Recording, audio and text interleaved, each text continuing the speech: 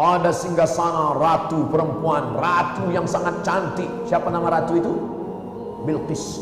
Makanya kadang ibu-ibu ketika anaknya sedang hamil, ya Allah, terpukau terpesona mendengar cerita Ratu Bilqis yang cantik, gantengnya Sulaiman menikah dengan dia. Katanya ingin punya anak gadis cantik seperti Bilqis. Nanti kalau anakku lahir dikasih nama Bilqis, cantik seperti Ratu Bilqis. Begitu anaknya lahir, pesek. Tapi apa boleh buat, karena sudah ini ya tetap Bilqis juga. Nanti kalau singgasana Bilqis sudah di jalan nih.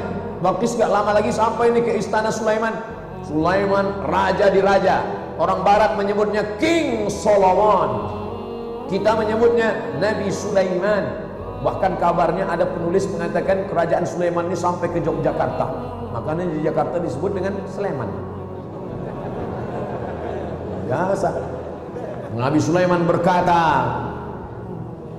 Nabi Sulaiman ingin supaya Bilqis ketika sampai ke kerajaannya terpukau, terpesona. Kenapa? Tiba-tiba dia sampai ke kerajaan Sulaiman. Loh, kursiku kok sudah sampai duluan? Aku belum sampai, kursiku sudah sampai duluan. Sulaiman ingin membuat Bilqis kesan pertama begitu menggoda. Nah, hebatnya, romantisnya Nabi Sulaiman alaihissalam. Dia kumpulkan bala tentara. Ya ayyuhal mala'u, wahai pasukan bala tentara, ayyukum ya'tini bi'arsyiha, siapa yang bisa membawa singgasana Bilqis dari kerajaan Sabah ke Palestina, jauhnya 3000 km, 3 jam naik pesawat. Siapa yang sanggup membawa singgasana Bilqis dari kerajaan Sabah Yaman ke Palestina? Siapa yang sanggup? Qala ifritum minal jin, berkatalah jin ifrit. Jin ifrit angkat tangan. Sulaiman, saya yang akan memindahkan kursi Bilqis. Oke, berapa lama ente bisa? Sa'atika bihi, aku akan bawa kursi Bilqis dari Yaman ke Palestina. Qabla an taquma min maqamik, sebelum engkau tegak dari tempat dudukmu. Tegak dari tempat duduk 3 detik, 5 detik paling lama. 1, 2, 3, 4, 5. 5 detik kursi sampai. Kalau tidak terkena osteoporosis. 5 detik Sulaiman, kursi Bilqis nyampai. Tapi Nabi Sulaiman rasa tidak puas. Dia ingin yang lebih cepat. Oke, kita simpan dulu yang 5 detik. Ada lagi yang lebih cepat? Datang seorang laki-laki, bukan jin, manusia. Namanya siapa? Asif bin Balkhiyah. Asif bin Balkhiyah. Sampai ke Bogor jadi Asif. Asif bin Balkhiyah. Apa kata dia? Ana atika bihi, aku sanggup memindahkan kursi Bilqis dari Yaman ke Palestina, dari kerajaan Sabah ke kerajaan Sulaiman. Oke, Asif, kamu bisa berapa lama? Qabla an yartadda ilaika tarfuk, sebelum matamu berkedip. Sampai. Mana yang lebih cepat? Tegak dari tempat duduk atau mata berkedip? Mata berkedip. Maka yang menang tender pemindahan proyek kursi Bilqis bukan jin. Jadi kalau ada hari ini orang minta sama jin, dia layaknya hidup 3000 tahun yang lalu. Jin, tolong aku jin, kata jin, kami udah kalah tender 3000 tahun yang lalu. Pemindahan kursi Bilqis saja kami kalah, bro. Ente malah mau minta sama kami, kata jin yang sadar. Tapi yang diminta jin goblok, yang minta orang yang sama. Makanya jin goblok ketemu orang goblok, ya itu hasilnya. Masih minta sama jin. Pilkada, banyak lagi masih calon bupati, calon wali kota, calon gubernur, calon DPD, calon masih minta bawa sajen, makin nampan, masih ada di dalam itu. Apa isinya? Bolu, apam, nenas, ada rokok daun. Ternyata bagi jin tidak berlaku no smoking. Masih minta tolonglah, tolong supaya orang ini semuanya milih saya, tolonglah, tolong. Sesudah itu datang paslon yang lain, tolong juga kan. Akhirnya jin pun bingung, kita mau nolong yang mana ya? Semua minta sama kita nih. Idza sta'anta, kalau minta tolong sama Allah. Kalau nggak sanggup minta tolong sama Allah, minta tolong sama orang yang dekat dengan Allah. Ustaz, anak saya diganggu jin, diganggu setan. minta tolong sama Allah, baca ayat kursi. Tapi orangnya saya belum bisa, minta tolong sama Arsy, Asosiasi Ruqyah Syar'iyah Indonesia. Pelatihannya di mana? Di Azikra. Ketua Asosiasi Ruqyah Syariah Indonesia Provinsi Riau, Ustaz Somad, ini ada salam dari Ustaz Fulan bin Fulan. Dari mana? Dari Azikra. Loh, kok dia kenal saya? Iya, beliau sedang berada di sini. Kami sedang pelatihan ruqyah internasional. Dihadirkan pakarnya di sana. Pakar ruqyah internasional diantaranya namanya Syekh Abdul Salam Bali. Syekh Abdul Salam Bali, dia kalau mau ngeruqyah orang nggak perlu baca ayat kursi. Kalau ada orang kerasukan di sana, pas dia datang turun dari mobil, dia batuk aja. Lari setan.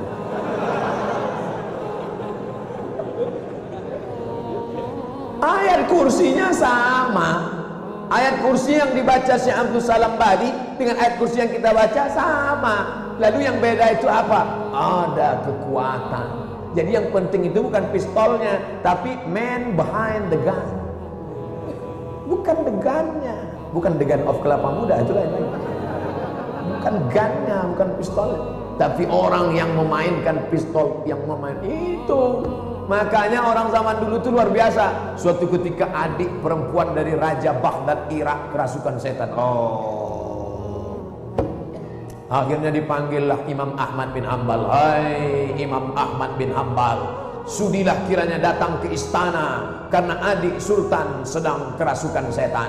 Utusan datang menemui Imam Ahmad bin Hanbal. Hai Imam Ahmad bin Hanbal, sudikah datang ke istana untuk mengobati adik sultan?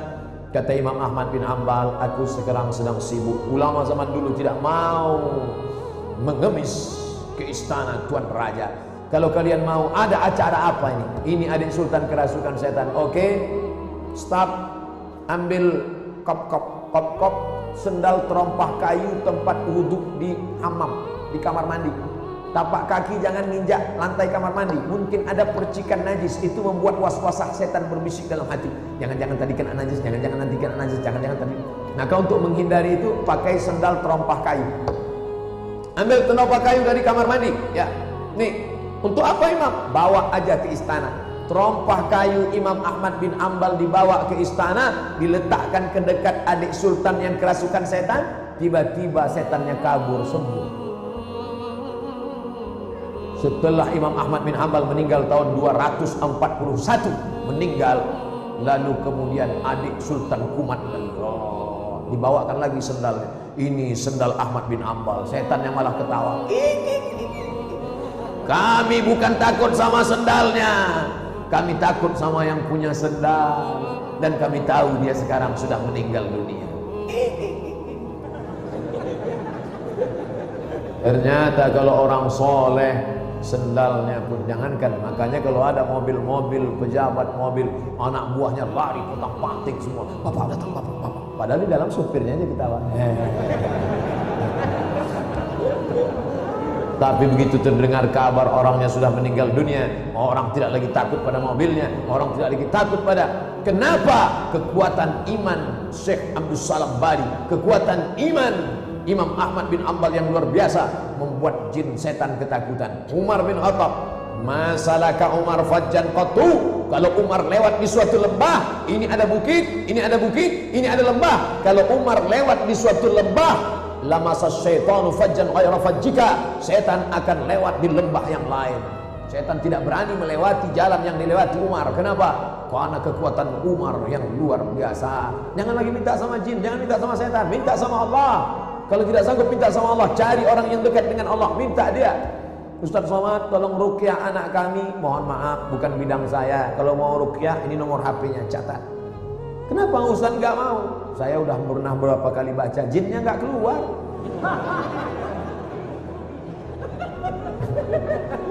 Allahu la ilaha illa huwal hayyul qayyum.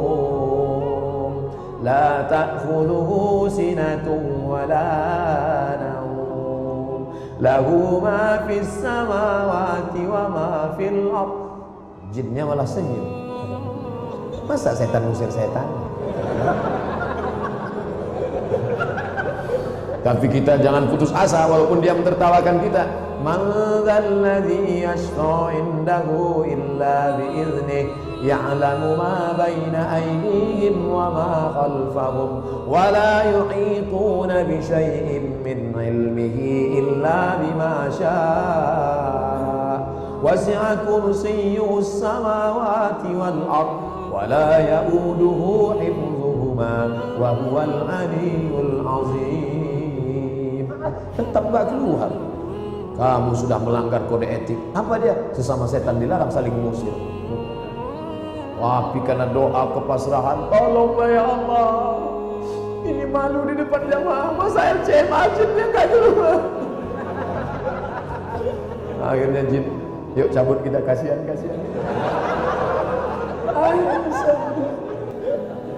Alhamdulillah Pak Ustadz, berkat doa Ustadz anak kami sembuh, sekarang jinnya kabur. Alhamdulillah. Selamat ya, selamat.